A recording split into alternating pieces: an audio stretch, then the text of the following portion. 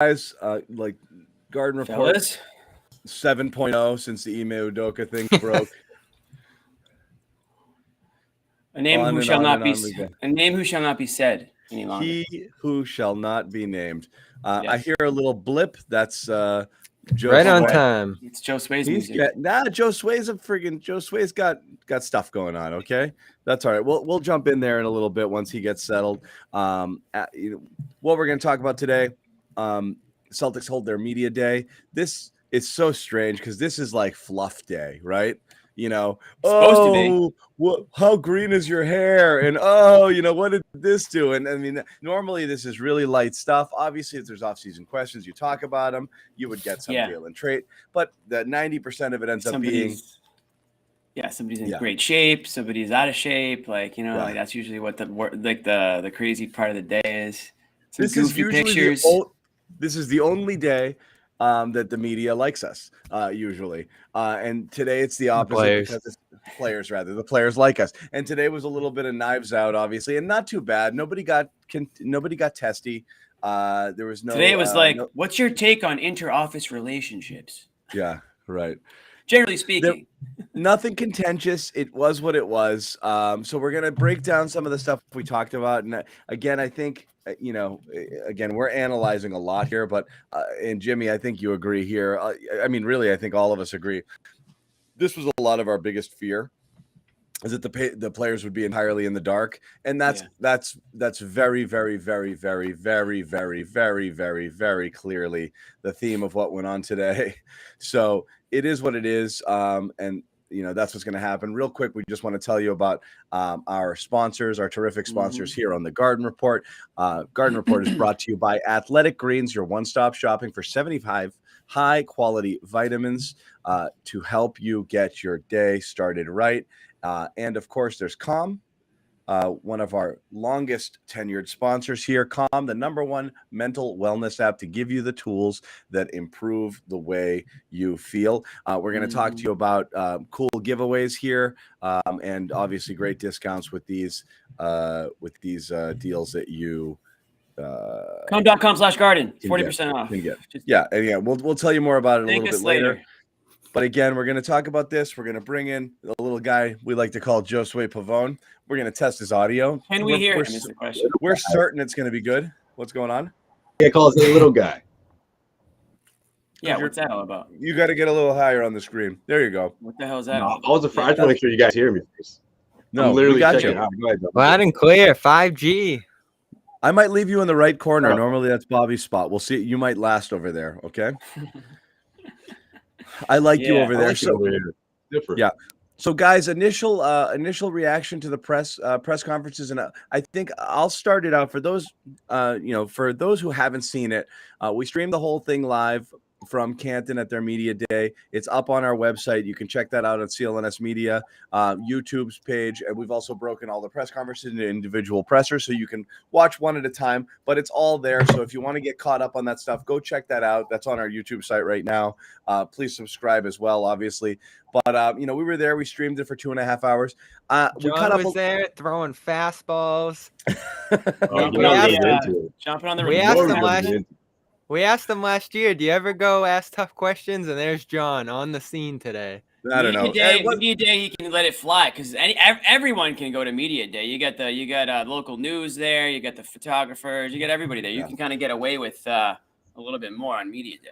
You can a little bit, and at the end of the day, all we were all trying to do was asking the same kind of questions different ways, trying to get a little bit of clarity on the situation here. And again, our #1 motivation, at least mine going into today, was to figure out whether the players were on the same page. I did not expect clarity. I did not expect the players were going to tell us, well, yeah, all this stuff happened, so of course we get it. I was shocked at how the word confused kept getting thrown around. I was shocked how in the dark they were. We cut up a little snippet with some of the players for those who didn't catch it to hear what they had to say. We'll play this and then we'll get into it a little bit. Here you go. I guess I feel like everybody else is a lot to process, just a lot, if I'm being honest. And I guess along with everybody else, you're still trying to process it all, knowing that, we start practice tomorrow. No conversations as far as me on my end. Initial reactions, I think we were all, shocked what was going on, a little confused, a little bit, but a lot of that information wasn't being shared with us or members of the team. So, he came to see me in LA, see a couple players in LA. So, like I said, we got caught off guard just like everybody else. My biggest thing is always looking at perspective and understanding what we have in front of us. We have a situation, to your point, but we can't dwell on anything like that. We have all these expectations. We have. Okay. So there you go. The long and short of it was blindsided. Marcus said Ime had visited him recently in LA. No indication that anything was going on. Jason Tatum found out about it on Twitter. So did other people. But Tatum was the first one who said it. I think that was a really head-turning soundbite. With like, really? And so this is kind of one of those catch-22s. Like Marcus, I think, said it very clearly. He said, yeah, I totally think it'd be beneficial if we knew a little bit more. But also, I totally get why we can't know more. And that pretty much sums it all up. I asked Jaylen Brown directly. You're talking about like questions. One question I asked direct. And this is the number one question for me. Not knowing details, is it difficult for you guys to be able to determine whether or not you think that the punishment was justified? And Brown just basically said, yeah, it's difficult. And that was my biggest fear, is that the players wouldn't know whether or not they could get on board with it. They have to take the Celtics management at their word that what Ime did rose to this level without really knowing whether they think it did. Yeah, and this is exactly what we were scared of, as you said, John, that there'd be uncertainty. And I didn't even expect that there'd be this level of confusion and uncertainty from the players. Tatum saying he found out on Twitter. There's a team meeting where they briefly and vaguely discuss some things. And again, we understand the team's argument for why they can't tell anybody, but you would think the players, and maybe they may not be showing as much as they know to the media, but they did seem frustrated, in the dark, confused, and shocked today, legitimately. We were talking about how Brad and Wick kind of looked shaken at their press conference. I thought Brown certainly did here, Smart, and some others showed some more poise and optimism over the situation. But I thought Joe Mazulla set the tone. We're going to have to earn the trust of this team, and we're going to have to allow for some time to heal, because I think this room's legitimately shaken by what happened here this week. They found out just like we did. The Wolves report with a smile they and know face. as much as we know. That's the whole thing. And I get the vibe, and Josue was there as well, and I want to get his take, and obviously Jimmy's as well. But the vibe I get, at least from Jaylen early on, was that he almost alluded to, like, we know stuff goes on, and that's kind of the thing we've talked about a ton on this show. As far as like players, coaches, pro athletes, blah, blah, blah, they're not angels. Everybody knows that. And so the difference between, kind of maybe doing things that aren't great for a family man. I get that quote, John. Yeah. Jaylen said, I wish we had more details. From what we know, it's hard to make a decision based on whether it's consensual or not in the workplace, which we know has happened before in the workplace. It looks like there's more to it than meets the eye. So that's kind of it. Do they believe it rose beyond the level of kind of just an office fling? A guy messing around, stepping out on his girlfriend or wife or whatever, and rose to this level. And I'm not sure I'm not sure they have enough information to know that. And it's honestly, it's the same way a lot of fans are reacting, guys.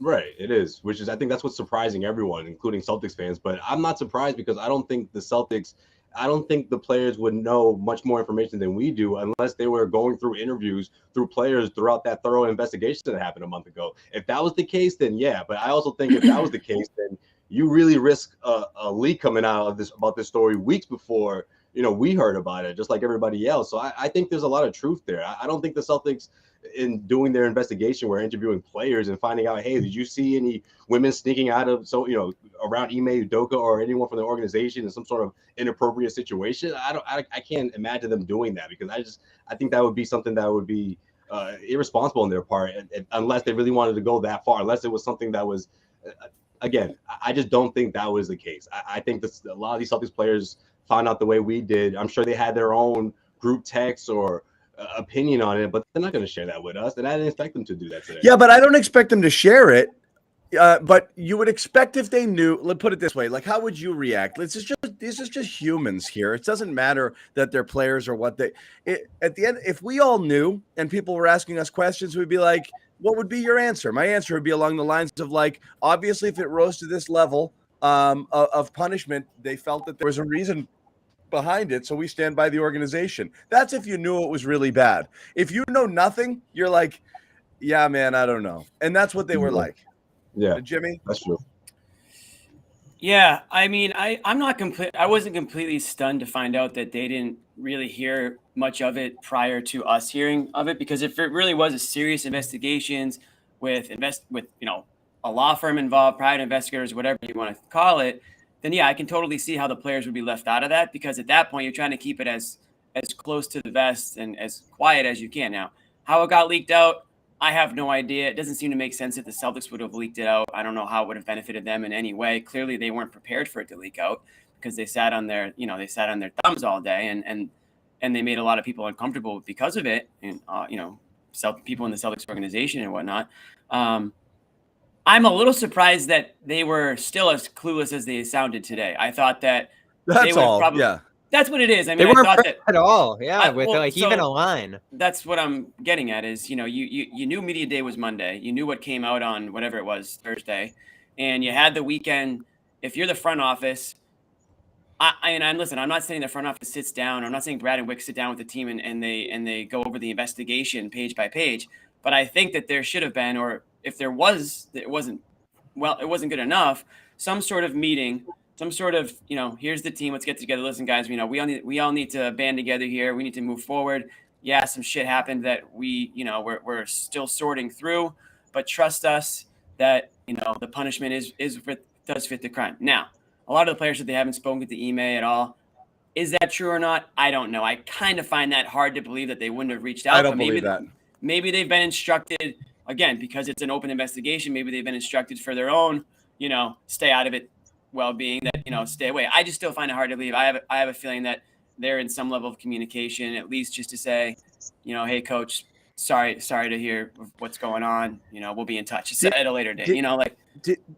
That's how it would be for me. Did it seem to you like they were instructed? Jimmy would definitely send that text.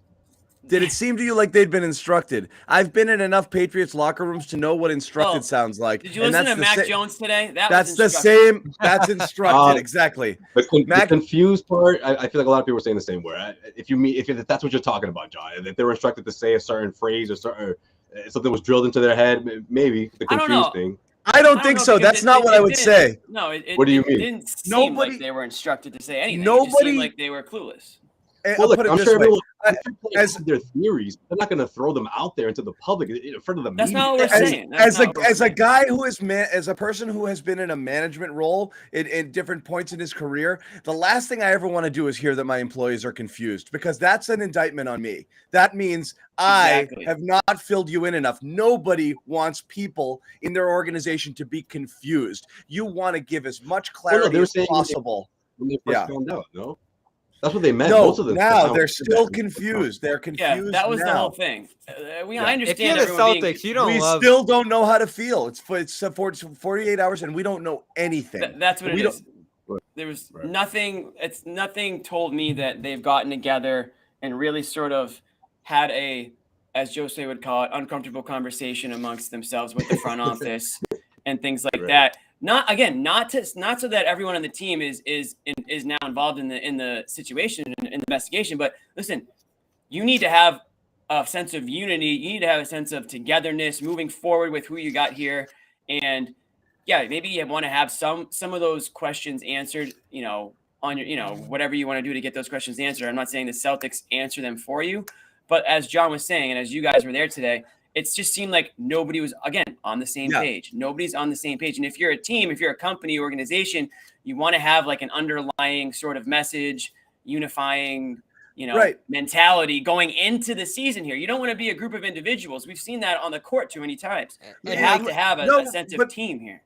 And this is where we're stuck, because this is where we're hiding behind one thing. Not hiding behind. This is where the Celtics can, and the Patriots do this a lot. Well, we can't. Well, first of all, there's no investigation currently pending. This isn't a legal matter. There's no lawsuits. It was an internal investigation with the team. They're not bound. They're not yet. Not yet, John. At the moment, that's what they're trying to avoid at all costs. But I believe that that's the case, and that's fine. I understand protecting employees' privacy, but look at every investigation we've ever seen done into anything before. Okay, did the Robert Sarver investigation report just say he did some stuff? Trust me, it was bad. No, it's he did this. And then this, and then this, and then this. It's not saying to this person or to that person or to this. So without establishing at least a baseline of a pattern of behavior that was disturbing, that involved several different female employees and included harassment and X, Y, and Z, it's really hard. So you can protect privacy and not be so vague. And in everything else, Daniel Snyder, all of these things, when you hear and see what the investigations are, even the internal investigations, we did this and this is what it turned up. We found that you said this, this, this, and that. They don't have to say names, but they've said nothing. And that's what's so if you said to the players, guys, we're not sharing publicly, but we feel you need to know this extends far beyond an inter-office romance. It involved incidents that included 1, 2, 3, 4, 5, 6, 7, 8. It got extremely bad. We had multiple people complaining. There was X, Y, Z, and then the players could be like, allegedly. This is allegedly. Allegedly, this is what our investigation, whatever. Then the players could be like, all right, that seems significant. I understand what we're doing here. That's obviously not something, but they didn't. It's just it didn't seem like they had. And we have suspended Ime Udoka. Right. It didn't seem like, hey, for violation of team rules. Media days at noon, guys. I want everyone here at 10 today. We want to have a team meeting before media day, and get everybody up to speed on where we're at as an organization right now, what we can tell you, what we can't tell you, and here's what we think the standard responses should kind of be. But it almost felt like the players, you could sense their almost, I would say, dissatisfaction, obviously, with everything that's gone on. I kind of wish I knew more. I knew more. I understand why, but I kind of wish I knew more, because it would help me. It would help me. And you know what? I would also expected this. But we feel the same, right? Like everybody feels exactly how they feel. I don't know how to fully feel without being able to fully comprehend the scope of things. Right, but the difference is it's their company, quote unquote. It's their team. They're entitled to know more than we are. It's their coach. Exactly. So if they feel how we feel, that's a huge problem. Us, we can feel who the hell cares how we feel, right? I mean, we're entitled to not much. No. From the outside. But as far as they're concerned, I can see why they would be a little bit, I guess, perturbed in a way. That being said, I think some of these guys probably do know more than we all know. I would be stunned if they don't. I think that, depending on who you are within an organization, you can get answers pretty easily through the grapevine or whatever. So again, I think part of it is they're telling us what they, they're part of it is they know not to say anything. And I think the other part of it is they're still a little bit frustrated at what they have officially been told and have not been told. They're frustrated with the process, how it was handled, I believe, and that it hit them this close to training camp with no warning. I mean, Smart today was talking about how he had been discussing tactical stuff with Udoka, and Ime came out to see him in LA. And some of these quotes from this thing, you're right, Jimmy, there's probably a little bit more than they know, than they let on. But the amount of frustration and I think sympathy for even what we were asking here today, no one was frustrated with the questions, John. Everyone kind of understood, all the players, where we were coming from, because they're in the same place. I mean, some of the stuff that got said today, Marcus Smart saying it's been hell for us. And again, we don't really know anything. You're not talking about salacious details here. You're talking about some transparency into the scope of why, and the magnitude of something. And the severity. It goes beyond I know you guys have heard relationship. It goes far beyond that. What we found was very disturbing. There are ways to be more transparent. You can say than they what have we been. found was disturbing. It involved multiple incidents. And X, Y, and Z. That's it. You don't have to say he did this to that. You can find a way to fill them in somehow. and make them feel. What do players always say when it comes to coaches or when it comes to management, in terms of how they want to be treated? They want to be treated like men. They want to be treated like adults, Right. and when you're clearly at the kiddie table and on a need to know basis, even if there's good justifications for why, you feel crappy. And again, Jimmy, we've worked in corporate environments before when there's a big brouhaha and then you find out at the same time, then, Chad Finn puts it out there and you're like, oh, what? And that's happened places. Yeah. And you're like, there's been people who've worked places before and had something published and be like, someone could have told us something. You understand why they didn't, but at the same time, you're like, I guess that's what they think of me, that I can't be trusted. I'm not in the inner circle. I can't deal with this type of information.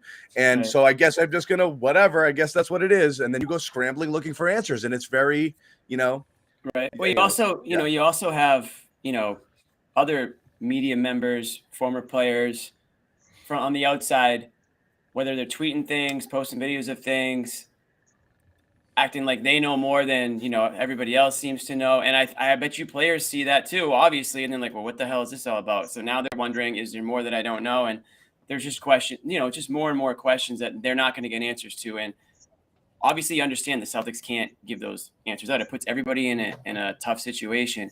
What I really want to see or hear at some point is that, a player is sort of stepping up, whether it's Horford, whether it's Smart, God forbid Tatum and Brown, take on a leadership role here and really sort of rally the troops, get everyone together and move forward here. Whether it's Joe Mazulla, maybe that's his, sort of coming out thing that he does to, sort of establish some leadership here. But again, we can't go all season talking about Ime. We can't even go the next few weeks talking about Ime, if you're the Celtics, because it's just such a distraction. That's what my concern was last week. I was like, how do you not just fire this guy if it's that bad? Because it's going to end up being just a crazy distraction. Even next year, if he comes back after a year, it's still going to be a crazy distraction too. No matter what, there has to be something between protecting privacy, protecting Ime, protecting everything, and also providing enough transparency to make the players feel at least have a comprehension and understanding of why you did what you did, because it affects them the most. And because they're affected the most, they deserve something more than total darkness. That's all. The other thing is this, real quick, go ahead, Jimmy. Just real quick, we look at it as, coach of the Celtics, X's and O's, blah, blah, blah. A coach-player relationship can get very close, even after a year. I mean, this is a coach that came in and the players picked him essentially to be their coach. They obviously had a connection with him. And now just like that, boom, he's gone out of the picture. It's almost like a death in a way, right? You have somebody who's in your life just like that. There's no reason for him. There was no reason to think that he was not going to be in the picture moving forward. And now these guys have to adjust to that. It's a huge bummer. If somebody that maybe they were looking up to, as a typical coach, you would, if you're a coach, you want your players to look up to you. And that's part of the success that you have as a coach, not just at the professional level, but college, high school, all the way down the line. To lose that, I'm sure they're still adjusting to that, So yeah, it's unprecedented. Yeah. Malcolm was talking today, Josue, about how he's been through coaching changes and this happened. This isn't normal. They just made the finals, instituted a system, built that bond, as Jimmy said, and now it's gone. That is a major factor this year. I'm not saying this is going to happen, but there's a world where this derails them. I mean, the accountability, the voice, the guy who pushed them through those downs toward the ups, there's no telling that Mazulla is going to be able to do the same. It's not thing. just that. You also you feel like, and again, if this is it a player front office thing at that point? This is why it's so important they're on board with the decision and ready to move forward in the same direction as the team, because if there's any doubt in their head right now, you're going to get an adversarial relationship between players and management, which is, you took my coach away, left me with this shit, and now our season is gone, up in smoke, and it's a freaking disaster.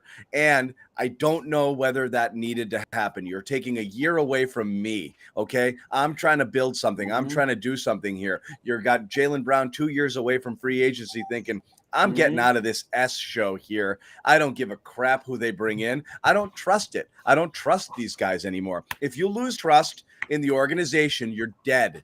Wasn't that one of Mazulla's big words today? They are dead. Yeah, Okay, that's a big. That was big, our main big point problem. last week. That's the first thing we said concerned us is how do the players feel about this? Never mind players on the outside. Never mind trying to get a free agent in here. But how about the players who are already here? How are they gonna feel when Jaylen Brown's up for renewal? Is he gonna be like, yeah, I'm good, thanks? Yeah, and whether it's right or not, whether they're entitled to answers or not, whether they should be given them or whether the Celtics are within their right, it's created an environment where there are some people who might be like, these guys don't know what the F they're doing. That nobody tells anybody anything. I don't trust it anymore. So it's dangerous. It's dangerous. And again, it's not an elegant situation where there's a clear answer. They should have done this. When you listened to them today, it just felt like they wanted a little more so they could figure out how to feel. Right, but I also think that's why going with Joe Mazulla right now is the best option. I mean, a lot of these guys were saying nothing but great things about him. They're familiar with him. You know, he's what are they gonna say? His coaching staff. So of course, Brad Stevens is big on him. So I think that was none of this is ideal, right? This whole entire situation. But at the same time, I think that's the biggest reason why you go with him, with that someone that these guys are familiar with, and at the same time that they trust, at a certain level. Now, this upcoming week, obviously, is going to be a lot, going on between teammates, and I'm sure conversations, and I'm sure there's going to be a lot of things out in the open. But this is that time for them to readjust and just do their best with this situation. I think that was also one of the biggest talking points from today was just trying to make this as smooth as possible. And Mazulla is the guy that these guys trust the most.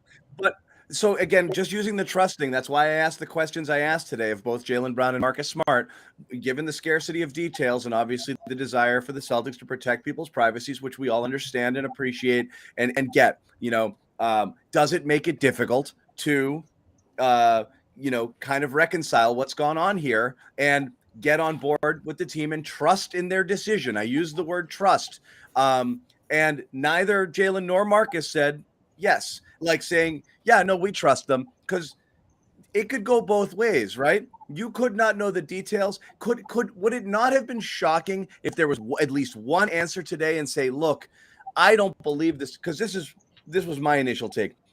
I don't believe anybody in this organization wanted Ime Udoka to not be the coach this year. So obviously, if something happened that resulted in him being suspended for a year, they had to feel it was pretty significant. Grant came closest to that. So I'm gonna respect and understand management's decision, knowing that it was probably a very difficult one, given the fact that we all love Ime and everybody wanted him to be the coach. That, by the way, is a coached answer, and that's the answer everyone should have given. Okay, right. If they were coached or if they were on board, but none of them did, not one. So one, I don't think they were coached very much, and two, nobody said that, which means nobody, because that's a natural reaction. Dude, if they're going to bang him a year, got to be bad, right? Somebody could have said something along those lines, but nobody did. Yeah, and again, they want to be careful, just like we've been careful. I get it, but John, here's a question: Who tells them what to say? Who tells them what to say? Who tells them what to say? Brad Stevens, he's on the other side of the investigation. I mean, who can even talk to these players and tell them what to say? I guess twists. I don't know. Like, what if you're on one side of the organization, you can't really try to frame the news to go in a certain way. I mean, there's a messaging thing. Allowed. We're not in that room, Jimmy. We don't know if Brad said all those things and they still felt that way, and he might have. So you're right. I don't know, but I mean, is there a way? Is there a way Brad could have said something along the lines of exactly that to them, so maybe they think it and feel it also? Which is, this isn't the thing we wanted to have happen, But nobody gave, and somebody just said it here, not a single person gave the organization the benefit of the doubt here, which is surprising and also telling to me. And this happened. You use these analogies of work and life and everything else, John. When someone in like a powerful position sits behind privacy or investigation or one of these things, and there's like a real human connection there, that can cause some distrust for sure. And Brad, that's an interesting guy to bring up here. Yes, Jimmy, he's on the other side of this investigation and process here, but he's also these guys' former coach, and he has relationships with all these players, and there's a matter of trust that he's going to have to maintain. He could be that bridge between the organization and them at this moment. at least say something. It doesn't even have to be something all that substantive.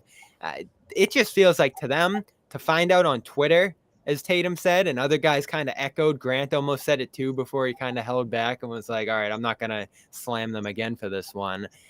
These guys do not like how this was handled. That was very clear today. You always see players hold back when it comes to talking about the team, or maybe things not going well, or, you know, any matter of things going wrong, because they don't want to feed into that. You know, they don't want the noise to keep growing and more questions to come. In this climate, more than anything else, and John, you guys have covered teams a lot longer than I have never seen players interacting with the media in a more like sympathetic way. Like, yeah, you guys have no clue what's going on. We feel you. I wish we did too. Maybe someone could answer some of our questions as well. Yeah. And again, there's no perfect way to do this. The Celtics certainly didn't have a playbook for this, as Wick said. But it was not handled well this week. I don't know how it could have been handled better. And you do have concerns about how it's going to possibly linger here. And this brings me to something Josue and I talked about in one of our videos that's going to be coming out. Does this kind of go back to the possibility of why maybe Wick thought Brad should step in this moment, or, you know, why some people feel that way in general? Does he kind of have to be that stabilizing force right now, who's in the room, who's around these guys, Brad, at all times, reassuring them? Stabilizing force. No, 'cause Bobby, he didn't did you do that watch last the rest of the season that he coached?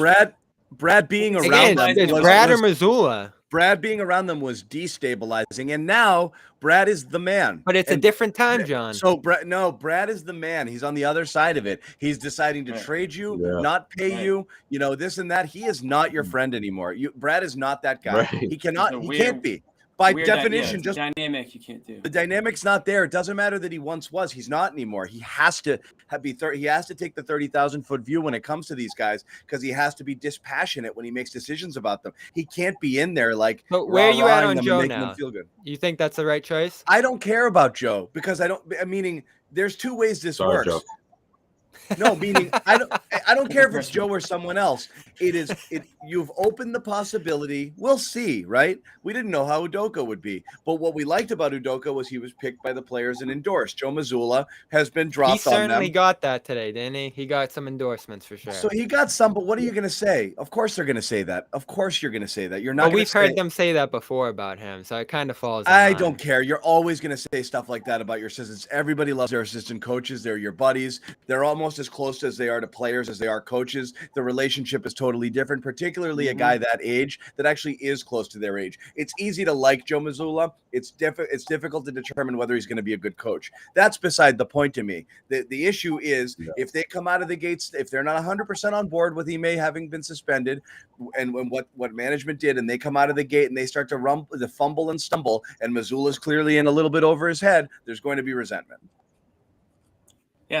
Definitely. They'll second guess the decision. If Mazzulla's great, they'll be like, who cares? What have you done for me lately? It's very easy for Ime to be forgotten. If they come out of the gate and they freaking love him, awesome. If they have hiccups along the way, it's going to turn into it's going to create a rancorous situation, you know, vis-a-vis players and management. Well, there's a leadership gap right now, right? And there already was. That was one of our discussions all last year. I don't want to do the captain thing again, but who is the leader of this team right now? Because Mazulla is very clearly going to take a passive approach to this, right? He previewed that today. He's going to lean on the players and, you know, what they've done here and what Ime did. So it's sort of on the players to build that leadership structure themselves. And Udoka had a heavy hand in it last year, certainly. I think we'd all agree that he was the leader last year, right? So one of the little lines from today, and again, I'm sure we're going to have these discussions.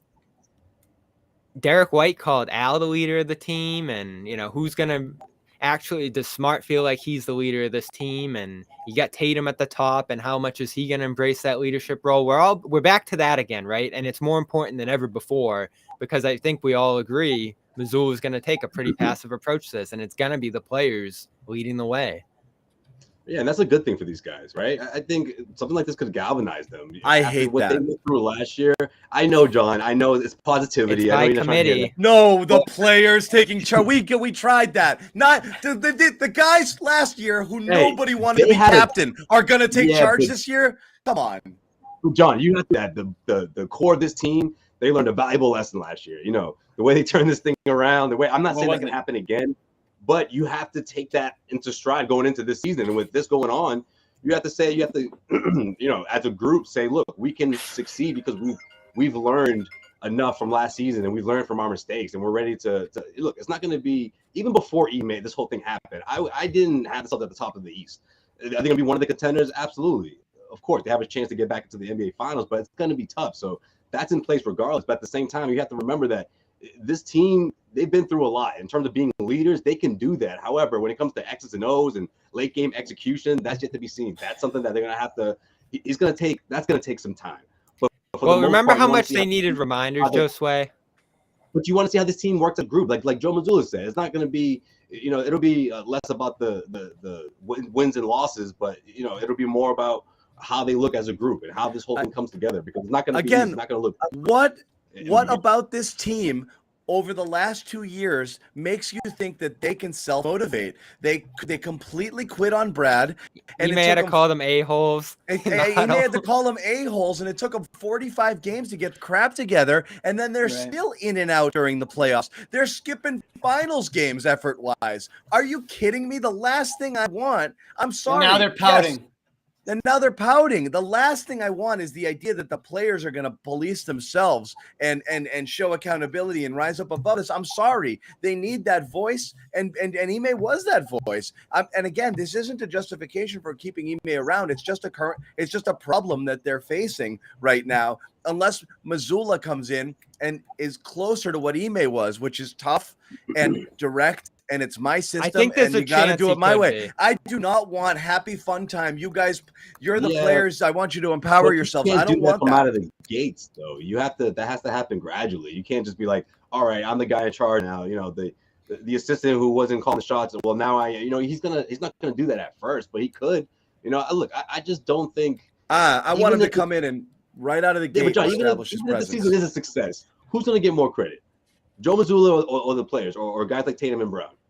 I'll give a lot to Joe because we gave a lot to Ime. Did we not question Ime in the beginning? But this is different though, because the first time they're going to say we not question Ime for this. We did though, right? In the early going when this stuff was happening on, we're like, what is he doing? Is he going to step in at some point? He was letting stuff play out, and we were like, they kind of brought you in to be the heavy here, and he wasn't doing it, and it was like, okay, I just don't want to go through it again. Right, Joe has that playbook though. I think Ime and the Celtics will get more credit, honestly. I don't know. What do you guys think? What, Jimmy, you agree with Josue here? No. On the players? I don't agree. No, I don't agree. Because so what, you think he'll be regarded as one of the best coaches in the NBA? This thing is a success. No, wait. What am I disagreeing with? What I'm disagreeing with is that I am not pumped that it becomes the players' own, it's up to the players now to motivate themselves and become. Again, it's because I haven't seen it. So until I see it, I don't believe it. And it certainly isn't the way I want to find out. I do think Ime had to really coach these guys into playing the defensive way that they were playing in the second half of the year. I think that he had to really motivate them. And it took them really sucking. Sure, everyone has to have some level of self-motivation, of course. I mean, anybody waking up early and going to the gym and doing all those things, they have to have some level of self-motivation. But from a team perspective, Ime was, in my opinion, the reason they got to the level that they got. So now with him out of the picture, you're talking about a team that won a majority of its games because of the defense that they were playing. I know that they also improved on the offensive side of things at that time, but their defense was turning them. The defense led to offense, and that's in a lot of those situations. So now it's like, can we expect that same level of tenacity on the defensive end without the same guy screaming at them from the sidelines or coaching them, at halftime or, during practices? Can we expect that? I don't know. I guess we'll find out. What I said earlier was that if there is somebody who I can see step into that leadership role and that vocal role and do that, it's Marcus Smart. My only concern is that he won't get Tatum and Brown to sort of buy into him in that role. That's what I'm a little bit hesitant to buy in. Now, I think Marcus Smart's capable of it. I just don't know if Brown and Tatum are going to buy into that. Well, Jimmy, they are young. They're only in their 7th and 6th seasons, respectively. Yeah, right. So, they're still kids, right? Yeah. Yep. I don't have a lot of doubt about the X's and O's. Again, if this I guy's don't becoming either. the head That's not coach what of it's the about. team, yeah, he's got the playbook. They're going to do the same stuff as last year on the floor. Now, the other aspect of this that we can't separate is that it looks like Rob's going to be gone for a long time. And even though there's a lot of interchangeability to this, that's going to be a major factor in terms of how they play and how deep they are and all that different kind of stuff. So you can't separate those things. Well, we'll transition a little bit to Rob, but I do think there's a mess here, whether it's entirely created by the Celtics, whether they could have done more, whether they still can do more. And it's possible that they realize. By the way, we didn't say it, John, but it's on Ime at the end of the day, right? I'm glad you said that. I was trying to get to that too. Yeah. We didn't say it the last 40 minutes because I think we're trying to shift the focus a little bit. Of course. But at the end of the day, it's on Ime. Like, come on, finals, and especially with how much he stressed accountability. That I agree though. I mean, at the end of the day, he put everybody in the position that they're in. Do you think the Celtics killed this team? Do you think the Celtics were prepared for this situation? Of course not. They don't have something ready to go. They don't have statements ready to be made and interviews and the right things ready to be said. This obviously came out, whenever it did, whether it was the summer when they first heard or whenever the news broke. Nobody expected to be in this situation a week ago or 2 weeks ago, whatever. But that's not. Yeah. At the end of the day, though, we're talking about how annoyed the Celtics are today and how they're pissed at the team probably, and they're all left in the dark. There's probably a part of that they're pissed at Ime too. They're not going to go out there and call the guy out like that. But I'm sure that a lot of their disappointment, or at least some of their disappointment, falls to Ime letting them down. Whether or not you agree with the punishment or not, he let them down. We know that he did something wrong. I think that's a given. And I think we're just almost putting it in its own bucket. It's a situation which, again, we're not entirely sure the severity or the magnitude of it, but it's a situation entirely born, of, and entirely Ime Udoka's responsibility. And so that's a given, and I think just exists over here. All we're talking about right now is we're just talking about crisis management and fallout and what the effects would be. It's not pointing fingers. It's saying, can you be better? Can you get across? Can you get it across to the players? Are you doing what you need to do here to kind of put them in the best position to get through and get over this? And if the answer to those questions are no, then you got to figure out what can I do differently here. Mm-hmm. But there's no question that this situation began with one man. Again, without fully knowing exactly what he did, yes, he bears a lion's share of responsibility for all of it, but it's a reality now. You can't get past it. So now they just got to figure out how to deal with it. So we are going to talk about some of the other things that came out from Media Day today. What else happened? All three of you guys were there today. Is that correct? We were all there. It's pretty good. Pretty well represented at the Garden Report today. We took some shots here. First, we want to tell you a little bit about our one of our terrific sponsors. Let me pull it up. Athletic Greens. Athletic Greens, guys. We love that, right? athleticgreens.com/garden. Every morning. Free 1-year supply of vitamin D and 5 free travel packs with your first purchase. That's just the deal. Yeah. That's just the deal. Right. We all take Athletic Greens. We use it literally every day. It's as we said, kind of a one-stop shopping, 75 high-quality vitamins, minerals, whole food sourced ingredients, probiotics, help you start your day right. Special blend of ingredients supports gut health, nervous system, immune system, energy, recovery, focus, aging, literally everything that you're trying to do. You're probably taking a million different supplements to do it. So, as I said, everybody on the Garden Report is a regular customer. A lot of you guys here, I know, because many of you have sent me messages showing me that you have purchased. So I appreciate those of you who have. I'll ask anyone else who hasn't. At least check it out. Jump on the website. Think about it. Give it a try. If any of you have started using it and you're in the chat right now, let us know what you think. I am curious. Lifestyle friendly, diet friendly, supports better sleep quality and recovery, mental clarity and alertness. And as Jimmy said, the deal is right there. Massively endorsed product, by the way. We're talking about like nearly 10,000 5-star reviews, recommended by professional athletes, leading medical experts, it's celebrities, what have you. So again, it's time to reclaim your health and arm your immune system with convenient daily nutrition. Just one scoop and a cup of water every day. That's it. No need for a million different pills and supplements to look out for your health.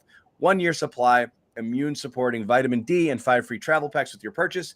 athleticgreens.com/garden. Once again, athleticgreens.com/garden. Make sure you purchase it through that URL to get the deal. And then DM me your receipt, your name, your address, your shirt size for a phenomenal t-shirt. We are sending them out this week, the first batch.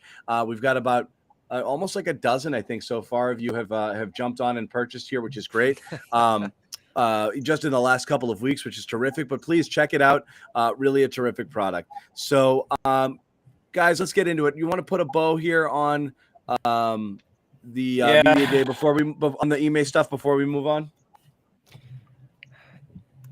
My bow is I've said all I need to say. I mean, I think we're all in the same. I think we've all landed in the same spot, to be honest, with just the overall, reaction to today from the players. Overall, it seems like just disappointment from the players on all levels, from every angle. It doesn't seem like, again, we said last week, there's no silver lining here. Anywhere you look at it, it's bad for every side involved, and that now includes the players.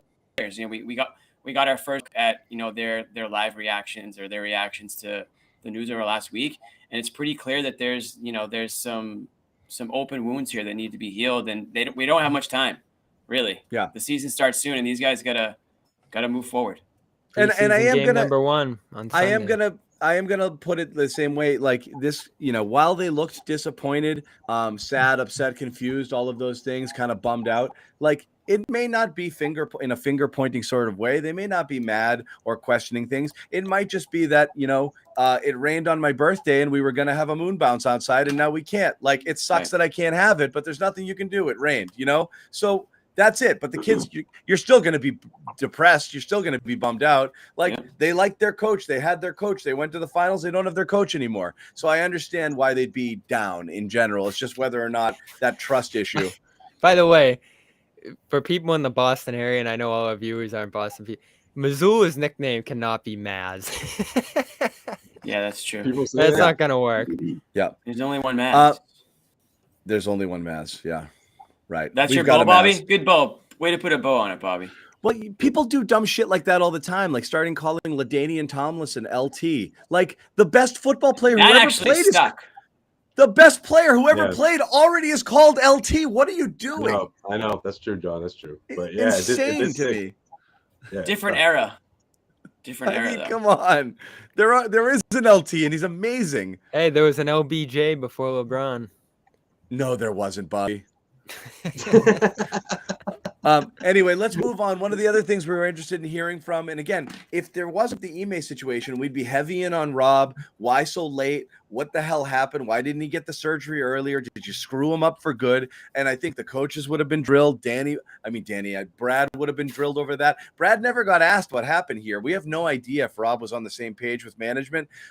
Rob's very raw. And that's the whole thing. We never got to find out here. We just kind of got to ask Rob about it. Rob's very Rob. He's so frigging just so interesting. He just enters the room with his twist, and like everybody just kind of like lights up. He's just like this guy. You just want to like him. But like, he got pressed a little bit today. Like, dude, what are you doing? Like, what happened this offseason? Why did it take so long? And one of the other questions was, did you rush back and did you cost yourself as a result? And here was Rob's answer. You mentioned it was your decision to come back last year in the playoffs, and obviously you were playing, battling something, and you had to rest and keep it together. Are you still are you still solid in that decision or decision to have come back? Are you worried at all that it might Who's asking this question? Nah, I'm stuck. I played Clown in the time. finals, man. You know what I'm saying?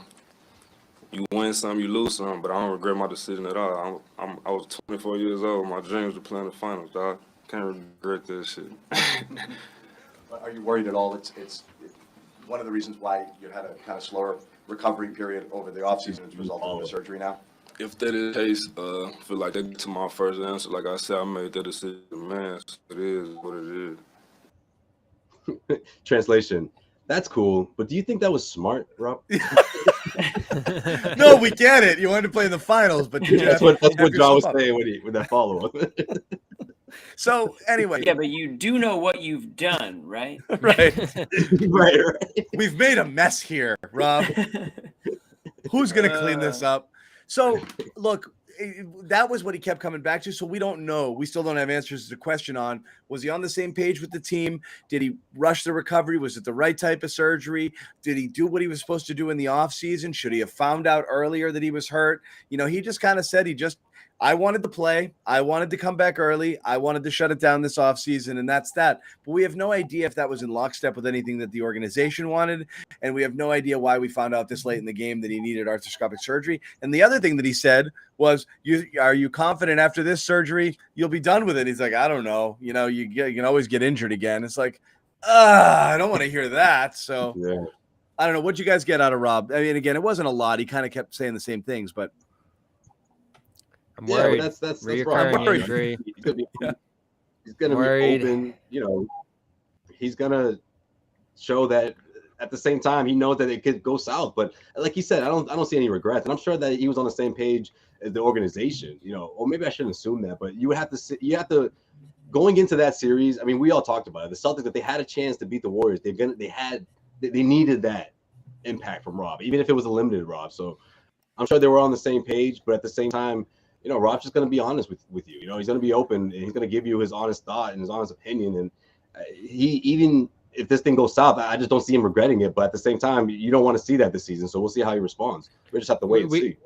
It always seems when injuries go wrong that there's something nefarious or devious going on. I mean, the message they sent the whole way throughout the summer, we were sharing all the different reports that came out, John, throughout the summer months here. There was no risk, that long-term risk from having played, and he'll be ready to go, and he's doing workouts, and it's full speed ahead for Rob. And then it just turned on a dime one day. So that's where you get confused here for sure. But at the end of the day, he suffered an injury in March. They went with the treatment plan, and was that the best for him long term? We still don't know if it was possible to do the surgery that was in his best long-term interest there. So there's a lot of questions we'll just never be able to answer on this front. What we do know, though, is that this is an injury that has damaged guys long-term. Rob said today it's reoccurring. And now we're talking about like bones need to be removed, and the way they described that surgery just didn't sound good. And the time frame about doubled from what was originally reported here. This is terrifying, not only for this season, but for his long-term health. Like, is he ever going to be able to get completely right from this? You have to start asking that question now. And I don't think, did he give like any indication today that he's feeling good long-term, that he'll be all right? Like, he's saying, I got to get right.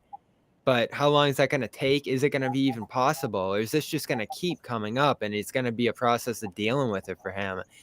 If we've seen Rob at his best, at his healthiest at this point, that's devastating. And what are you going to do, right? Because we want him to get back. He gave the team a chance to win a championship through those efforts of getting back. I don't think it's fair to completely knock him for that, especially when we challenge kind of his ability to get on the floor and pay through pain and all that stuff before. It's just really unfortunate what's happened here, and it's gonna kill this team. Yikes, Bobby! Wow. I mean, you got one. Wow. Bobby took like an extra large dose of Xanax meds before. Bobby with the ether take there. So I guess you should just fold up the show now too. You have one reliable center right now. The guard report is canceled at that spot. Season's over. Bobby, you think the season's over? I think it remains to be seen. Bobby sigh. Wow. The Celtics might be this year's Nets, by the way. No, they're really, really good. They're really, really good. Yeah. They're gonna have to prove they're contenders again. I said Hey, Joe Sway even said they're not the favorite in the East anymore. It's amazing to me that they're still kind of that betting favorite right now. Well, the East is wide open, man. That's probably why. Vegas still likes them. We don't know what to expect with a lot of these teams. How do you guys feel about Rob's ability to get back? I don't feel good about it at all. I mean, again, it goes back to the reason this guy's such a freak is because what he can do, you know, jumping out of the building and his ability to block shots and get up, and he's a chess piece out there in the court. If he's even at 75%, he becomes just more of a normal big man. And, you know, he doesn't have an outside shot. So he's already limited on the offensive end in that respect. So, yeah, of course I'm a little concerned about it. I mean, I'll give him I'll wait and see how he looks when he does come back, but certainly I'm not expecting him back anytime. I mean, whatever they said, what did they say? 8 to 12 weeks. I would put it at 12 plus before we see Christmas him. time. Yeah, 8 to 12 before it's basketball activity. So we know it's not. Yeah, basketball. We know it's not great. It's just a and matter there's of gonna be like minute restriction, right? And then there's all this other stuff. So Right. again, like as John said, I They're think going to last the week, we might not see Rob. We might not see Rob this year, and if we do, again, it might be limited minutes, kind of almost like a shell of what we've seen in the past. So again, I know this is a doom and gloom episode, but geez, I mean, give us something good to talk about, and we will. Hey, on the other hand, someone tweeted me that he's gonna come back just in time for his next surgery. Yeah, seriously.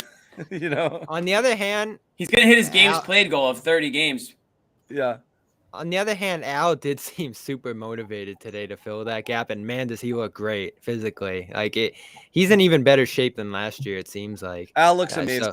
Yeah, Al looks amazing. He's intent on playing these back to back. Another 5 years younger. He's unreal. Yeah. So utmost confidence in him, right? It's just who's that backup right now? Luke talked today. Sounded confident. Give us your Luke take. Give us your Luke take. take. Oh, come on. You know, fine. Bobby gets a Luke minute, and then we'll move on. Luke minute, go. You have 60 seconds. I felt good about Luke. Not great yet, but I feel good about him filling some minutes. You feel like tingly?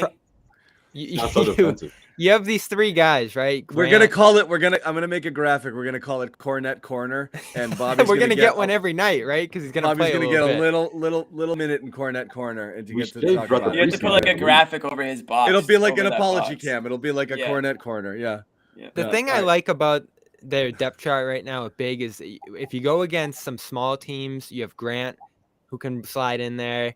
And he even defended Bam in those East Finals. So we've seen him defend centers before. You have Cornet for some of those teams that probably aren't as much of a shooting threat that you want to take the pain away from. And then Kabengele, I generally like that move from the start. So if you need a banger, a guy who's going up against some of those bigger guys. Can I tell you the funniest thing? ESPN, not like they're the authority on things, but they did a graphic after the Rob Williams story of like other Celtics big men to fill it, and they had like 6 names out there, and Kabengele wasn't even on it. They just didn't even acknowledge that he was alive. Well, this is the thing, and people are getting so caught up. But here, Celtics are like, "Oh, okay, he's gonna be good." I'm like, "Come on, guys!" I'm waiting for a commenter to say, "Who is Kabengele?" Well, I think like they did with what's Kevin Herman Gomez and Kevin Gelly. Yeah, so Kabengele is our new Herman Gomez. That's great. But this is everyone looks at the free agent list right now and they're like, "Ooh, Blake, Aldrich, Dwight, Whiteside, bring these guys in." These guys stink at this point. Like they would not be able to get on the court for this team, I don't think. Many of them. Now, Whiteside we could probably debate, but those guys at this point in their careers are legitimately comparable to the guys the Celtics have on their bench right now, especially Grant, who's probably a leg up on all of them. Now, is Grant physically ready to move back inside? I'm interested to see that. Grant has a huge role on this team. I know, but Grant was talking about, like, I did a bunch of things that, like, I should do to be a better wing player. And they're like, by the way, everything he said and all of the stuff he worked on this offseason, going to the basket, shooting on the run, you know, this and that, and blah, blah, blah. It was all the type of stuff you would do from the 3 or the stretch 4, not from friggin' sticking your ass in the paint and being a backup center, which is what, congrats, Grant. That's what you get to be for the first 40 games of the year. Yeah.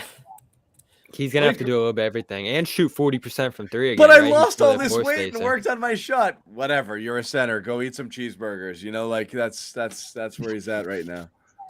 Who got the Media Day MVP today? Who were you guys most impressed with? And I don't know what other Smart was awesome.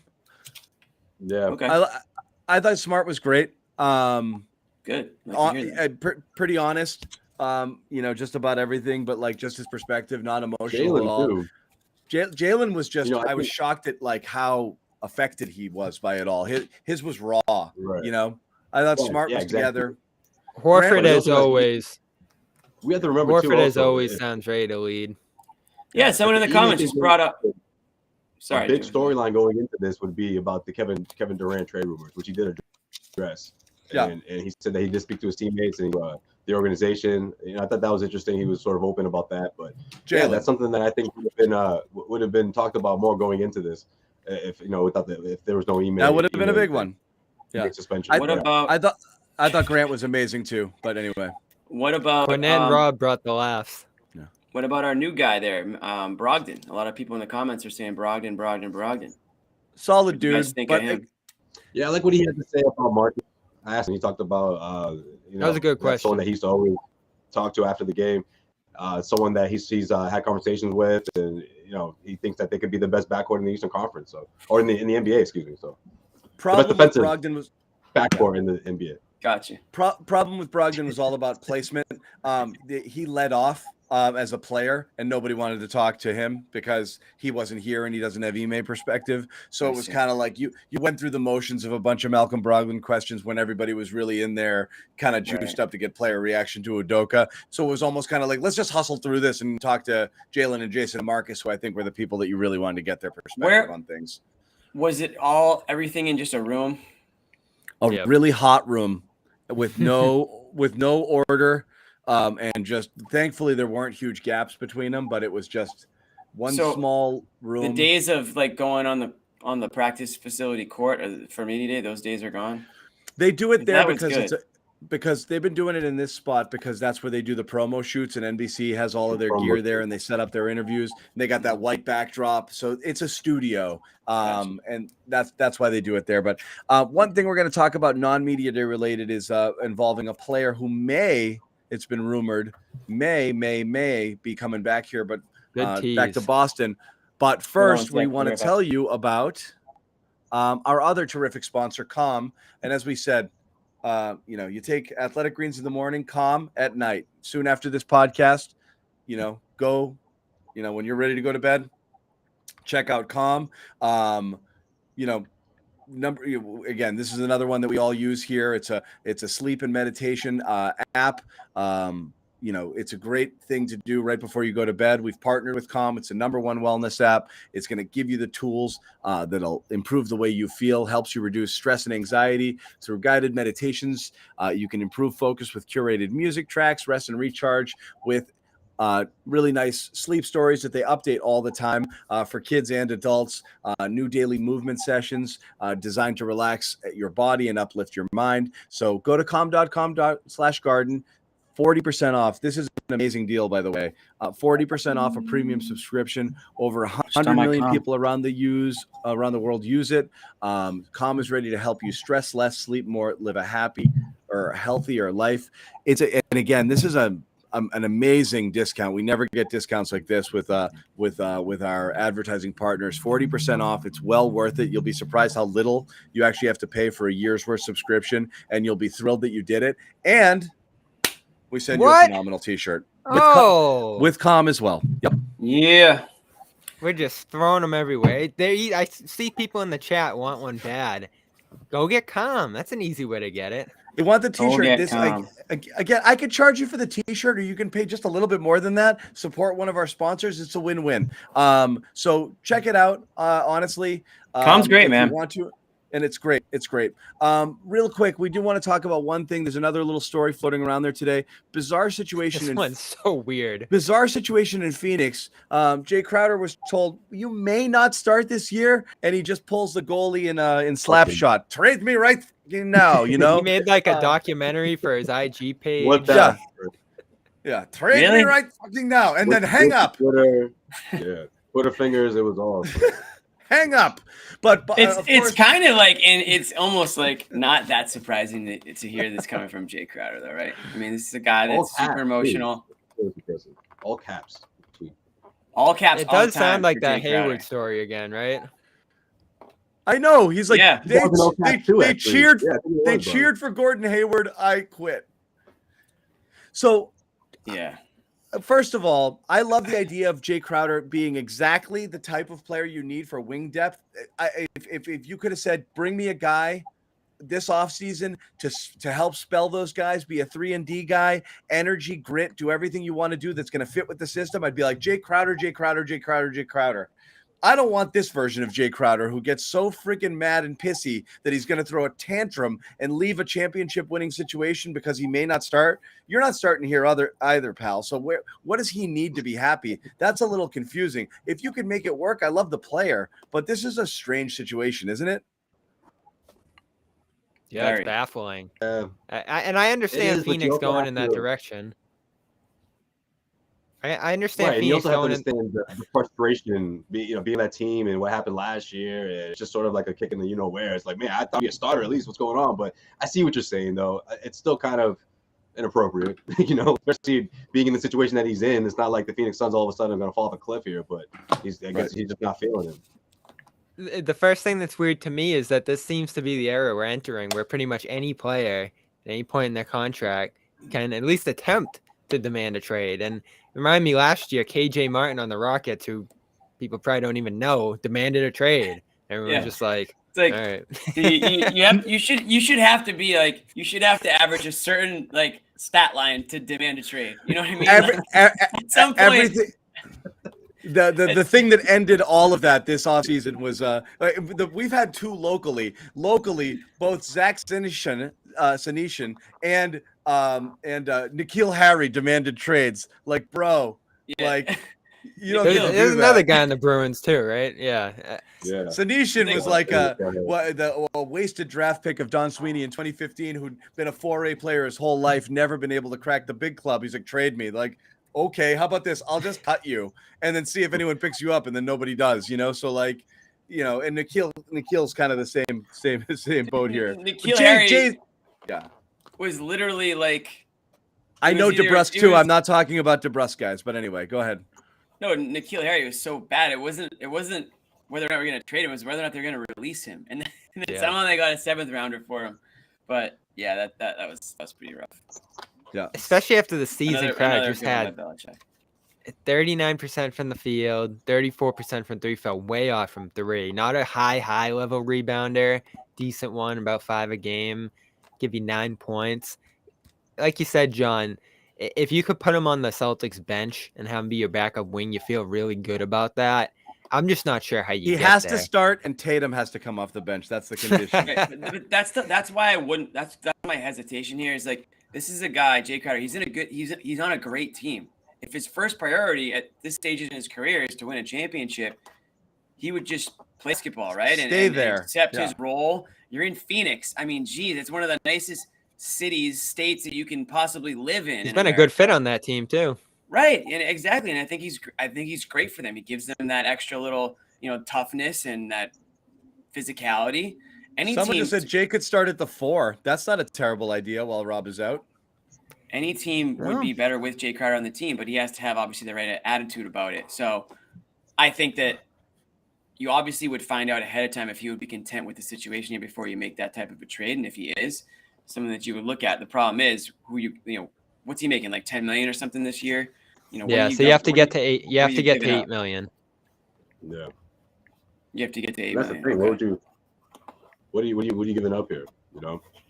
Pritchard gives you like 2.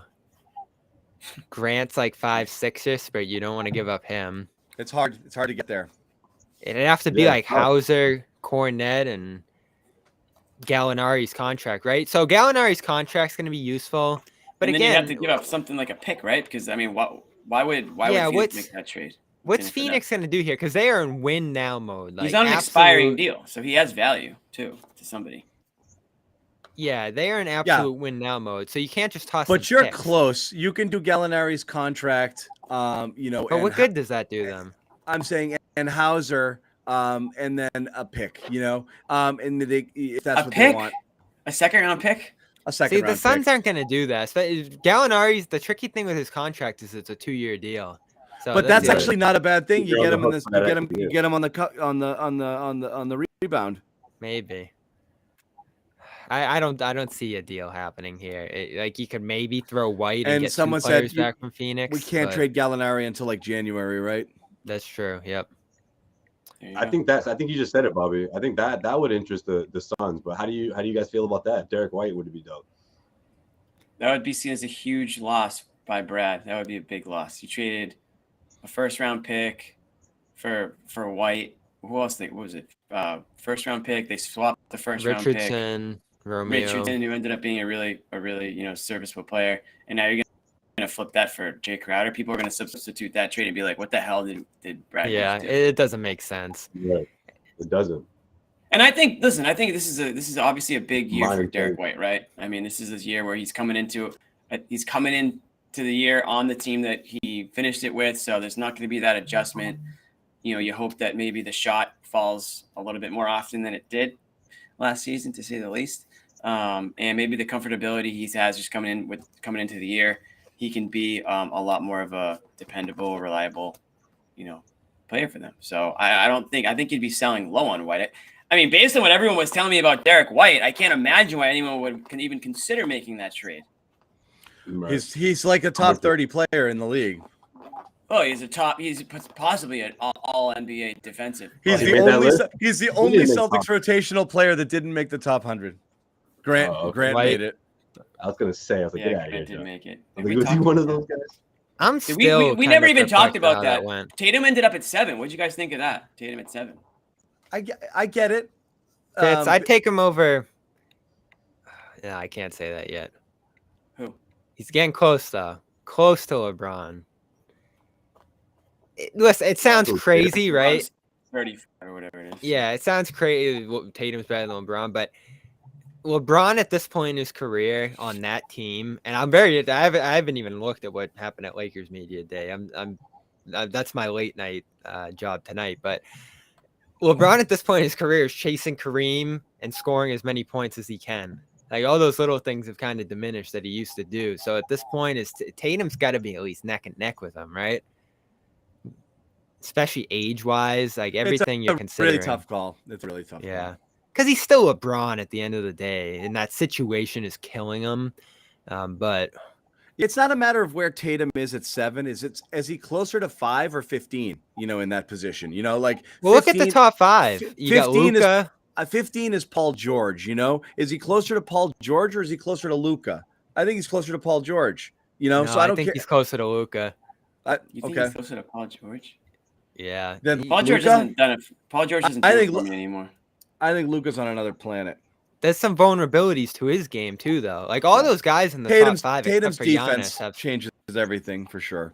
Yeah, and that's what we don't talk about enough with him. Like he is on par with anyone else defensively at this point in his career. It's the defense. And, Giannis is like defensive player of the year caliber. So he's number 1 by miles to me. I'm interested that Tatum popped up over Durant. That's going to be an interesting That's all conversation based off of injury. If Durant finishes the season last year, there's no way that happens. You've got a few of those situations that obviously this is why that's why I don't fully believe it. You got Durant and Kawhi below, and it's like, come on, it's Durant and Harden's another one, and maybe Harden is washed, and I'm willing to accept that. That's he lost possible. 100 pounds. Yeah, right. What about Curry? I thought Curry was kind of. Curry's I don't know 5. if Curry's top 5 anymore. Yeah, I know. Is he still top 5? It's I know he's he's recency bias. one of the most fun guys to watch. I just don't know if. Again, I just don't know if. It's recency bias. Yeah, that's all. I wouldn't did in the finals. Yeah, it's gonna bump him up a bit. That was a ridiculous performance in the finals. That's true. He did work carry some weight. He did work them. Yeah, easily. I'm not gonna argue it. Those couple of down years, he started to slide in people's eyes, and then he's right back up. So we'll see. But anyway, we never got into that. It's a fun thing, and maybe we'll talk about it at some point. But we've done enough of this, and I don't want to do it anymore. We'll put that for a few weeks from now. But what we do have is legitimately, hopefully from here on out, basketball. Which tomorrow there's a practice and training camp begins, and Bobby Manning will be there from now until the rest of time covering the Celtics. Now his watch begins, and he's on the clock, and he's not coming off the clock until the Celtics go down in a fiery mess at the end of the year. No, until they, who knows what as far as the season goes. But we're back. Garden Report is back. Regular stuff. We've got the preseason. We're hopefully just talking ball going forward, with what we see here. So, again, Bobby's going to be covering practice. So make sure you follow him, follow CLNS Media for, all of our updates, subscribe to our YouTube channels and all that good stuff. And that's it. We are, unless there's a new bombshell, I believe the Udoka stuff won't be talked about nearly as much. There's going to be something at some point that will come up, but yeah, I don't really want to. I hope it's not something that we have to just constantly bring up unless there's something really hard that comes out about it. That, Quick shout out once again to our sponsor, Garden Report, brought to you by Athletic Greens, one-stop shopping for 75 high-quality vitamins to help start your day right. And, of course, Calm, which is one of our favorites, been with us a long time. Calm, the #1 mental wellness app, give you the tools that improve the way you feel. 40% off a premium subscription, calm.com/garden. And again, just going back to that URL, athleticgreens.com/garden, free 1-year supply, and vitamin D, travel, and 5 travel packs, and of course a phenomenal t-shirt, which you can get here as well. So that's good stuff, right? Everybody likes that.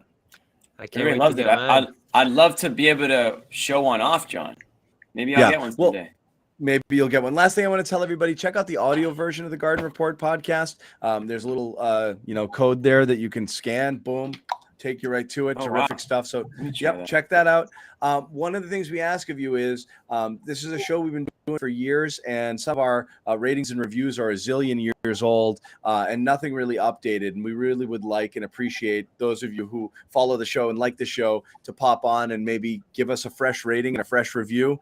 And there it is. It worked. It works. If you just put the camera up to that code, you will get sent right to here.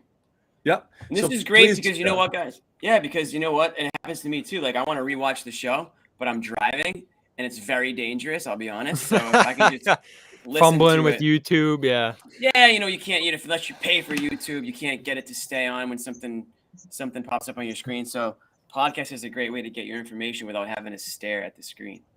Yep. So definitely check that out. But like I said, we could really appreciate a few 5-star reviews and a couple of ratings and a couple of reviews here. Freshen up, talk about, the version of the show that we've been doing the last several years here. So definitely check that out. More Garden Reports to come, I'm sure, later on in the week. We may just wait till news kind of hits us, but one way or another, we will pop back up here sometime later, maybe Wednesday or Thursday night, and do another show. But until then, Jimmy Toscano, Bobby Manning, Josue Pavone, John Zanis, thanks, guys. We'll